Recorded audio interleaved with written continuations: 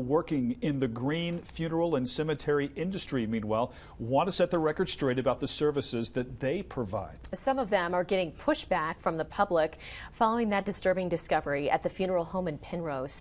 KRDO 13's Barbara Fox takes us to the only green burial site in Fremont County to share how they are reacting to this investigation.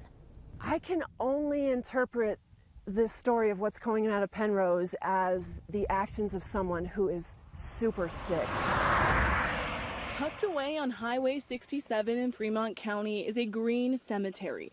Birdhouses and flowers are growing out of the natural burial sites here. Colorado Burial Preserve in Florence doesn't use any chemicals or use traditional caskets to avoid environmental contamination. This is simply saying no thank you to the embalming and no thank you to some of the more impervious containers and choosing something biodegradable instead. After nearly 200 bodies were found improperly stored down the road at the Return to Nature funeral home in Penrose, Emily Miller says her business is facing criticism online. Because a lot of people are finding out, hearing that natural death care is a possibility for the first time with all these negative connotations. And it really goes against everything we've been working for. Before a body is brought here for natural burial, a family typically works with the funeral home for some services like transportation. Miller says she only had one family who paid Return to Nature for some services before burying their loved one at her cemetery here.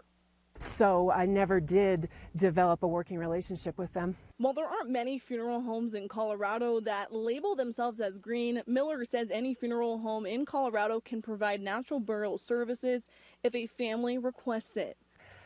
Those people weren't being stored properly.